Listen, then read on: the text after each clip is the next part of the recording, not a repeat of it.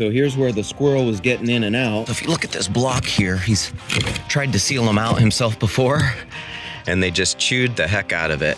This customer has got squirrels getting into the attic. It's just driving him crazy. So I'm gonna come up with a customized solution for him. Let's get into it. Okay, so the homeowner heard the squirrel this morning and started making a bunch of noise and put this block here because he thinks the squirrels are out right now. I fabricated a piece of sheet metal to go underneath all of that. The reason why using sheet metal is important is because if you use a galvanized screen, the squirrels will just get their little claws, their little fingers on in the screen, even if it's 1/4 inch, and they'll just keep shaking it until it eventually breaks. So I've seen them do it. I've seen them rip through the screen before. I've seen it before. So that's the reason why I fabricate sheet metal.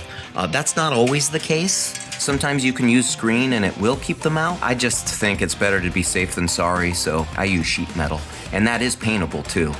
So it's gonna look good when I'm all done. Since they're using this main access point, I'm gonna sheet metal this off, and this is where I'm going to put the one-way exit. The homeowner had shoved the block up there one time trying to prevent the squirrels from going in and out. Look what they did. They chewed the heck out of that thing. I've got my safety gloves on, safety first. Fabricated my piece of sheet metal. Now what you're gonna wanna do here, you're gonna wanna slide it under your other roofing ledge. There we go. Ooh, that looks so pretty. You look pretty! Right here somewhere is where I'm gonna put the one-way exit. I'll show you how to make one, and I'll show you how to install. Gotta staple this into place.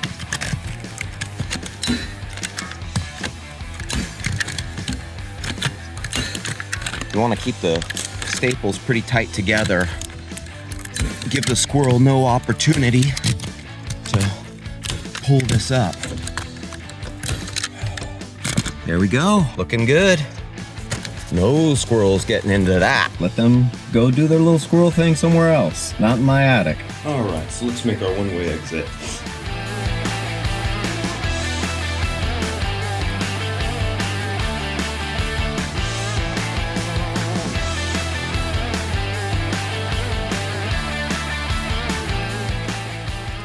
Crease those edges down so you get a nice sharp 90-degree. Definitely want to wear your anti-cut gloves. You'll be happy that you did, because this sheet metal is sharp.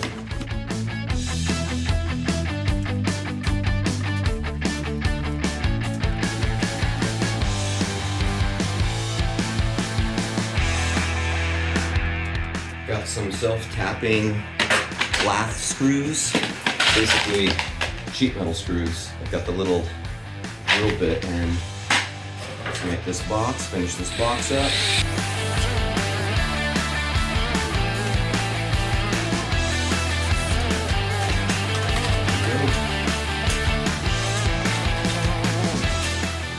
So here we go. I got the one-way exit in place. I've got it all cinched. Now, as soon as I feel confident that Mr. Squirrel is definitely not in the attic, I'll come back out, I'll pull this one-way exit, and I'll finish sealing up with sheet metal going down the side. Oh, there we go. That eviction notice has been signed, Mr. Squirrel. There's your eviction notice. The squirrel is definitely accessing the attic on the other side of the roof. This roof junction, we're gonna go ahead and seal it off anyway because we don't want him in there nesting. The other side of this roof junction, though, does not lead into the attic. It leads into the garage. But still, obviously, we want to get this sealed up, and we don't want Mr. Squirrel trying to nest up in the garage. I got my sheet metal. I'm gonna take a measurement. I don't know if you can see that on the film, but there's a rafter tail right there. So I'm just gonna measure this strip edge to the end of that barge rafter. Let's go 26, just to be safe. I'll cut out a piece 26 inches long. Okay. In contracting, the little mark I did right there is called a crow's foot.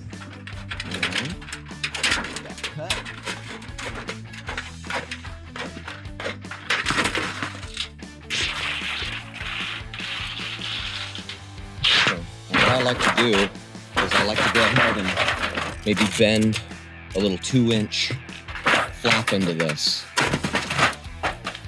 Give you something to staple into. And it's also just going to give you a little bit more structure. So now we'll get the height on the end of this bar drafter. 7 1/4. We'll go 7 1/4. 7 1/4. This to there. And then I'll draw my line. And we just make that cut.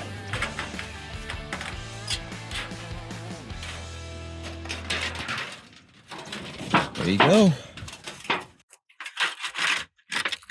Getting under that roof. Sometimes you just gotta talk to her.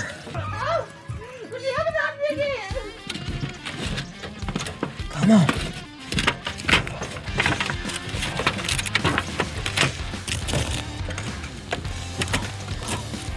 This is an exact science, but it's not exactly an exact science.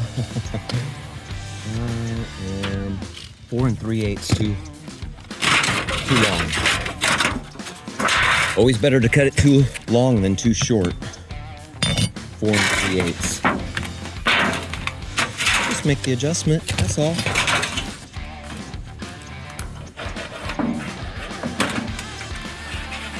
Oh man, it is going, buddy. It is going.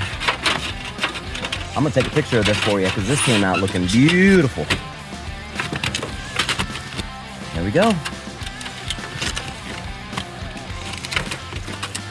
Ah, perfect.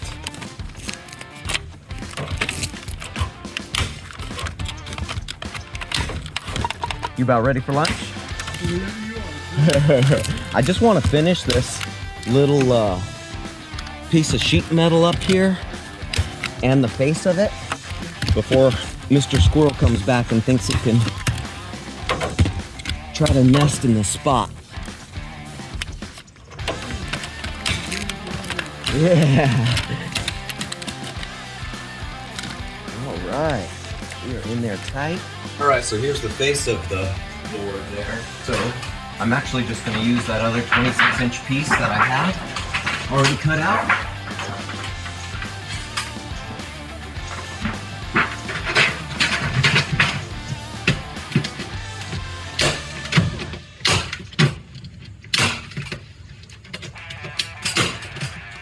Now for just a little extra strength, I'll put a little pure black foam in these corners to lock everything into place.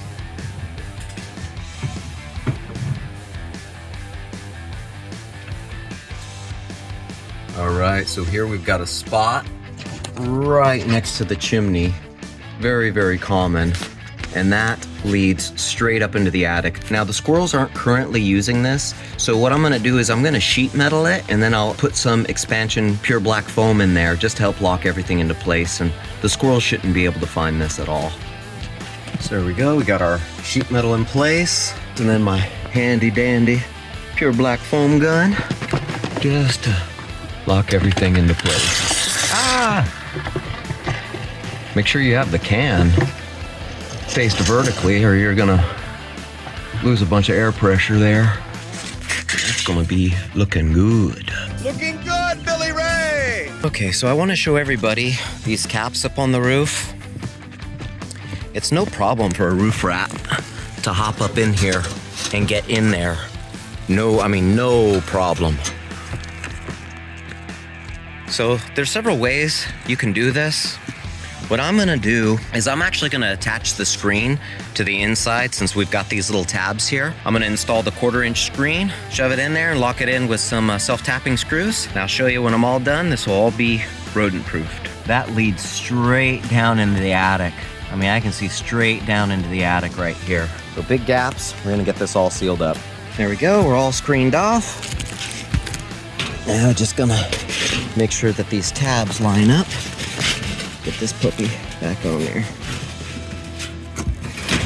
So, just need to do that all the way around, and this problem will be solved. Okay, just showing you there's more than one way to skin a cat, or there's more than one way to rodent-proof. So I've got the cap off, I'm getting ready to put the cap back on. See, that one's screened off at the base. You never know the situation, you gotta adjust to the situation. This one, it wasn't really practical since it had a chimney stack coming out of the top of it. So what I ended up doing is attach the screen on the interior. Just showing you the different style methods. So there you go. All screened off and rodent proofed, and you'd never even know I was there. I also have all these little vents screened off. I'll put some Flex Seal on there, rubberize those, just give them extra durability, longevity. Alrighty, showing you how to get it done. Alright, so it's been about 2 weeks. I had my one-way squirrel exit out here, and I'm just getting ready to pull the one-way exit and get this finally sealed up once and for all. The homeowner told me, hasn't been hearing the squirrels, it's been 2 weeks. I just wanted to make sure all the squirrel activity was gone. I don't make it a habit of killing squirrels for sure. So he said they were mad the first couple of days, scratching, clawing, trying to get back in. But we kept them out. They're no longer in the attic. Here, take a look. So here was my little makeshift one-way exit. Got everything else sealed up. I'm gonna go ahead and pull this one-way exit and sheet metal over the opening. So there we go. Our one-way exit has been removed, and I finished sealing up the hole. No squirrel's gonna be able to get into that. And then right here, we got the face of it all sealed off on that side. And even though they were not accessing this side, I went ahead and sealed that side up. I cleaned it up. I wanted to make sure both sides resembled each other. So I think that looks a little bit prettier. You guys can let me know what you think in the comments. Another job completed by Z-Paw Labs. Again, you're having squirrels, you're having pigeons, you're having roof rats, whatever you're having, give us a call at Z-Paw Labs. 1-800-691-9245, 1-800-691-9245.